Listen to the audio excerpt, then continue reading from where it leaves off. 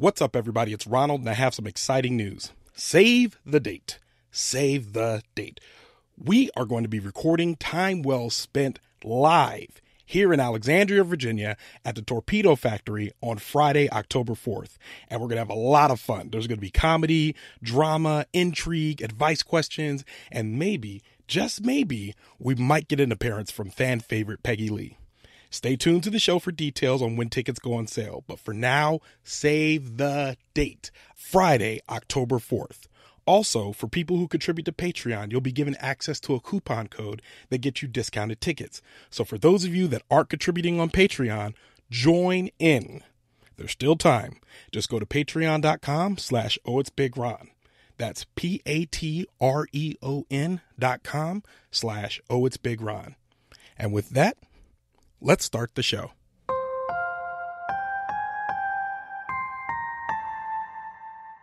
If you can recall back to December's episode, Violation, which I would recommend for you to go back and listen to, I talked about lost friendships.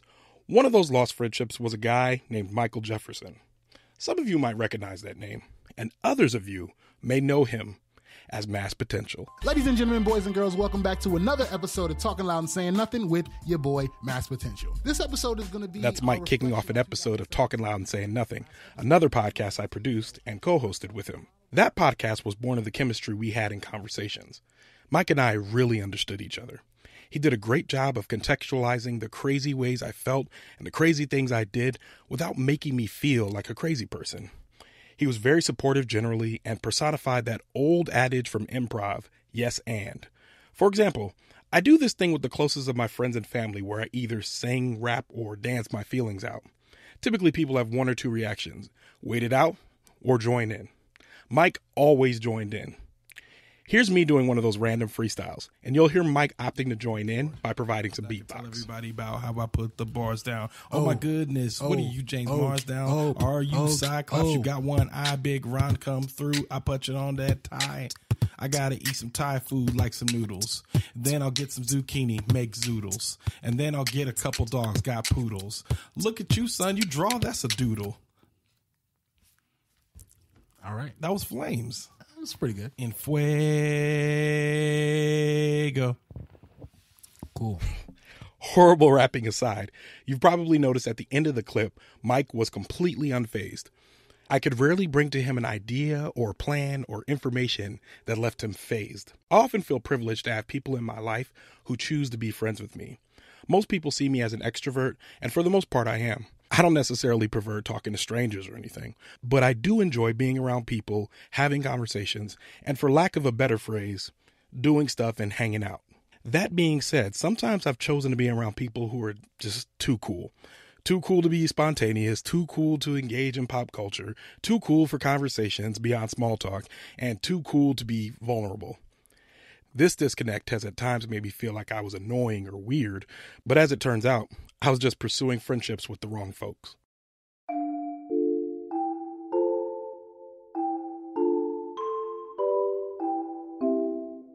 As I've gotten older and deeper into the type of hobbies that bring me joy, I've began to see more long-suffering and patient people who are willing to engage my weirdness in a way that makes me feel seen and realize that I don't have to change in order to have the types of lasting friendships that are important to walk through life. Michael is one of those true understanding friends. Or at least, he was.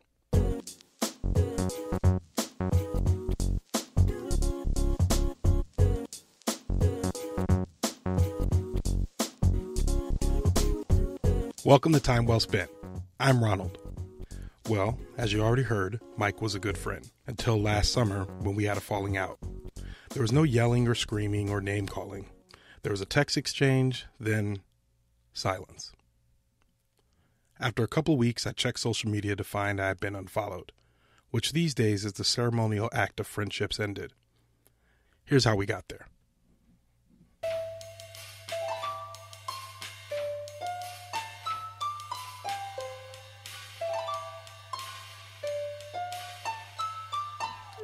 In the summer of 2018, Mike was planning his wedding to his then fiancée, now wife, Celia. They had intended to get married in Jamaica and have everyone come celebrate with them. I was invited to be a groomsman, which I happily accepted. As the planning continued, it became clear that Jamaica might be a difficult location to pull off due to guest finances and the cost of planning a wedding abroad. So the plans changed. They would go themselves to get married in Jamaica, and when they returned, we would celebrate with them here in D.C. Around this time, Mike lived about a 7-minute drive from me, and we spent a lot of time together, whether recording Talking Loud and Saying Nothing, or playing Rocket League, or grabbing pupusas. We were always chatting about something or nothing. I remember as I was leaving his house one day, he says, "By the way, the wedding's off. We're still getting married, but I don't think we're going to do the big celebration anymore." He then mentioned that they would probably do something smaller here in Virginia and asked if I would be able to officiate. I was becoming a seasoned professional at officiating weddings, and theirs would have been my 5th overall, so I definitely said yes. However, I remember seeing some hesitation in his face after I told him that Virginia requires a $500 bond for a one-time officiant.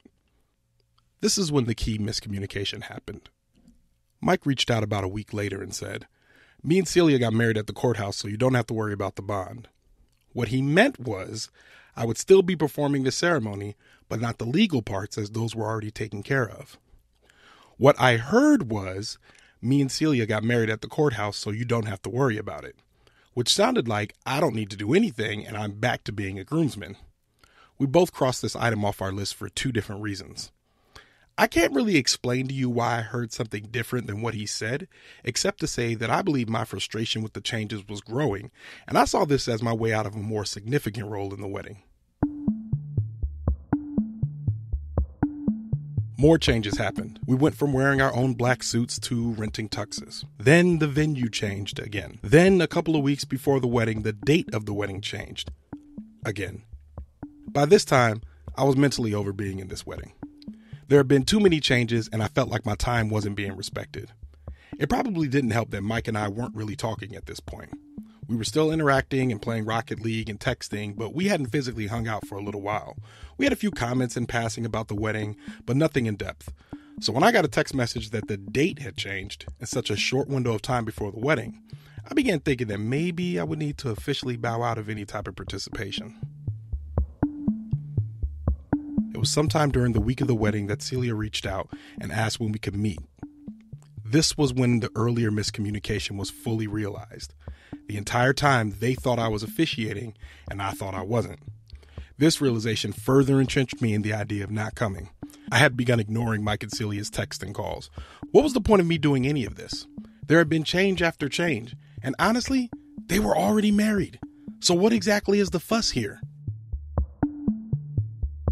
Finally, Mike sent me a long message that indicated I was off the hook for officiating, and that they had asked Celia's brother to do it instead. He still expected me to be in the wedding, but by that point, I had fully convinced myself not to go. So I responded and told him that I didn't feel comfortable going anymore, and I wish we had a conversation about all the changes. I wished him all the best and told him I wouldn't be there. He responded saying that he understood, no worries, and that we were good. I felt relieved, and the frustration I had about everything evaporated. However, with some perspective, I've realized that maybe I should have been more understanding about their position. But I figured eventually we'd talk about it, I could apologize, and we would put this all behind us. But then, there was silence. A couple weeks went by. I saw some posts on Mike and Celia's social media about the wedding. Then a couple more weeks went by. Then weeks turned to months. I checked in on social media to find that I had been unfriended. It felt like this one had gotten away from me in a way that was fully preventable.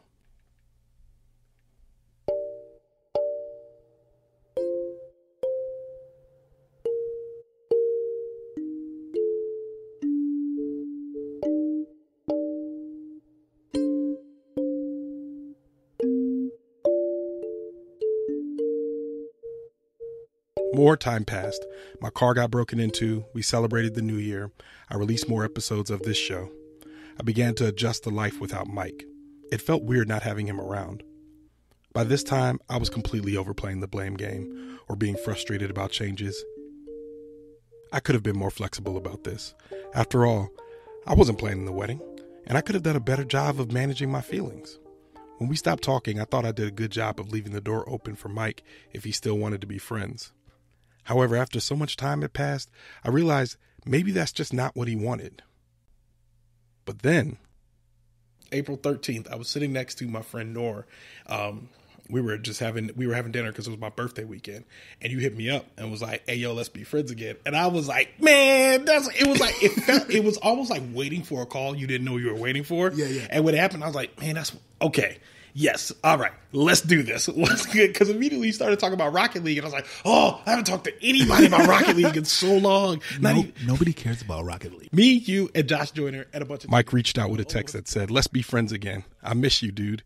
And then he signed it Young Jeffrey, which was one of the nicknames I called him, short for Jefferson. We texted back and forth about Rocket League and started playing Rocket League together again. Then texts became phone calls. We could have easily picked up where we left off and never actually talked about what went wrong. However, I bear resentment with people over conversations I never had but wish we did, and I thought it would be wise to address the elephant in the room. I asked if he'd be willing to have that conversation on tape, and he was up for it. Conversations, and I'm not gonna lie, like recording it probably makes it easier because it gives you an opportunity. It gives you like a sense of buffer, and it almost feels like we have an audience even though we don't. But I think part of it too is that we both respect the medium, right? Exactly. So we know that this has to have a beginning, a middle, and an end. Like it has to resolve. Yes. Or it's not good, or it's a waste. Exactly. And so I think that structures how the conversation moves forward, even when it will inevitably get to a place that's rough. Exactly. So let me just start off by saying I feel like I'll make it easier for both of us if I start with an apology, because okay. I feel like it's hard to have these conversations thinking that you're not going to get satisfaction, or that what if the person doesn't say what you need them to say.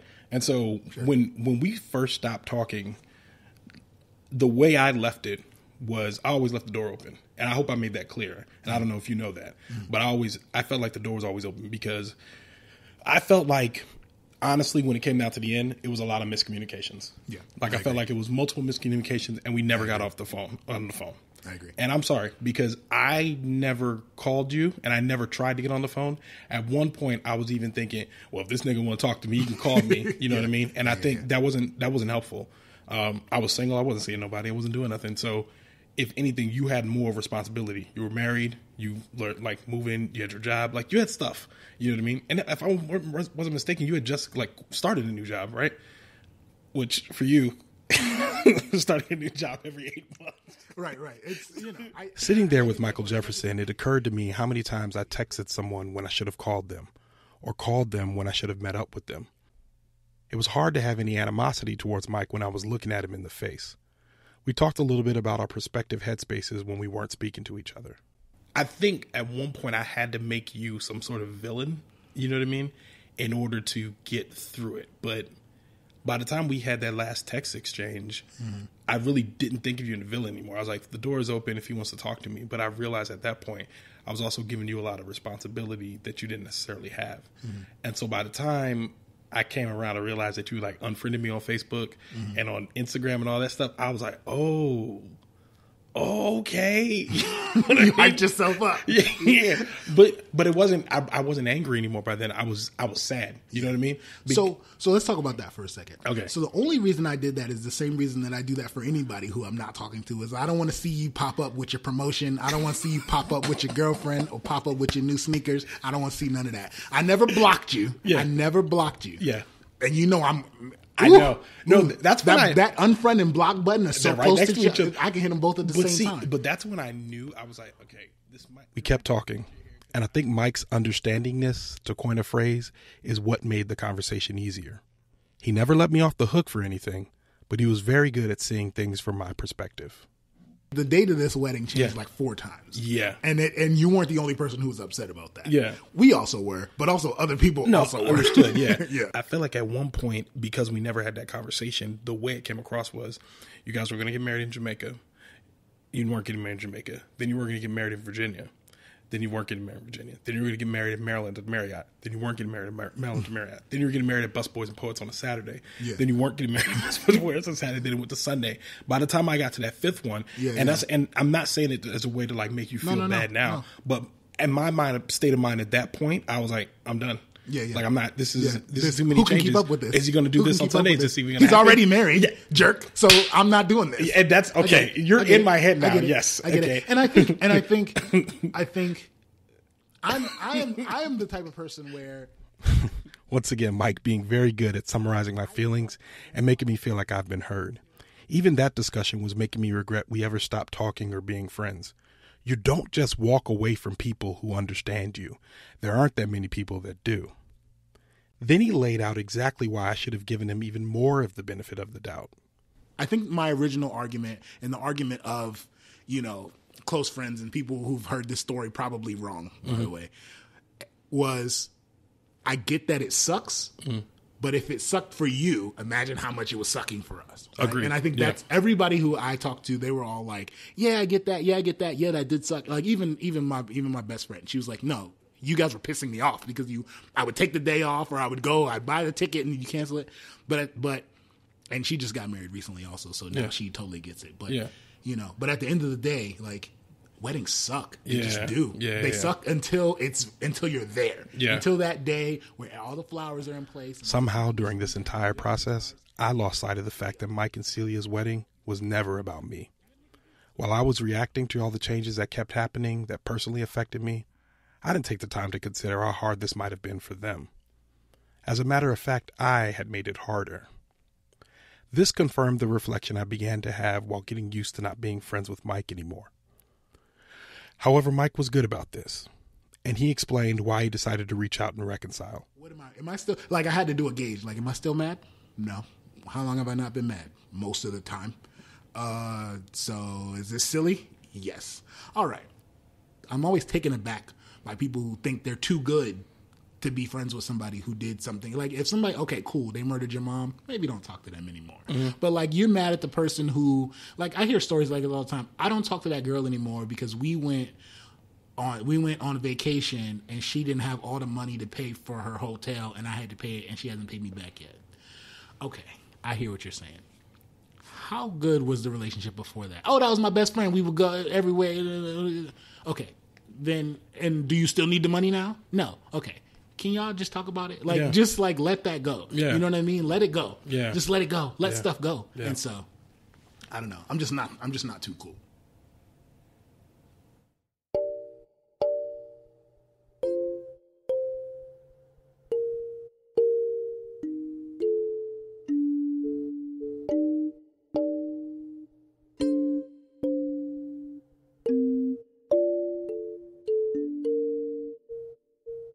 The hardest lesson learned in this entire ordeal was that sometimes, despite what you may think, despite how much you're justified or how much evidence you think you have, you won't understand how your actions affect people until you put yourselves in their position. I thought it was right to take the action I did, but looking at it through Mike's eyes, I was wrong. I was the bad person. It was ironic because Mike and I prided ourselves on being good people and trying to be good to people. Of course, this is an obvious lesson, but it always bears repeating. Nobody is right all the time. And for that, Mike and Celia, I'm sorry.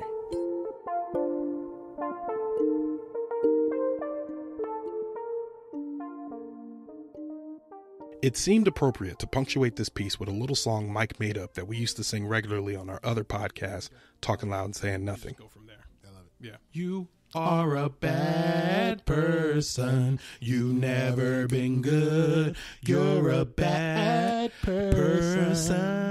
Nah, nah, nah. You are a bad person. You never been good. You're a bad person. Special thanks to Mike and Celia Jefferson for being long-suffering, good humans. Special thanks to Juliet Heinley for editing support. Self-reflection is important. It's as important as the figurative act of putting yourselves in someone else's shoes. Of course, it's a nice platitude, and at times easier said than done. However, for even just a moment, if you can view yourself from someone else's perspective, you may or may not like what you see.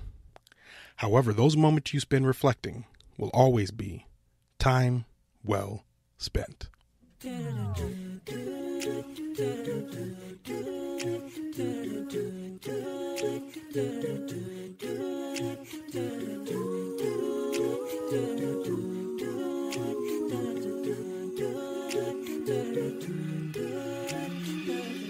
Time Well Spent is a production of OhitsBigRon Studios with help from associate producer Lizzie Peabody. Theme and additional music by the mysterious Breakmaster Cylinder. Outro music from Michael Corte. If you like the show, please leave a 5-star review on Apple Podcasts. That helps us find our way to the ears of new listeners. If you really want to support us, then consider becoming a patron of the show by visiting patreon.com/OhitsBigRon. That's PATREON.com. You can follow me on Twitter and Instagram @OhitsBigRon.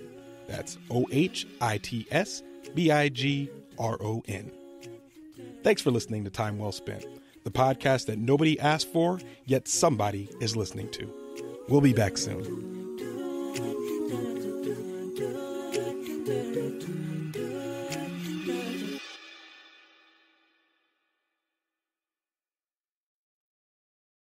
I want to. I have an intention to. I've written one verse so far. Okay. Yeah. Spit it. Nope. No. Absolutely not. All right. What is this? Was that Timbaland? Was that a Timbaland? I thought you needed a more hard beat. You need to switch it up.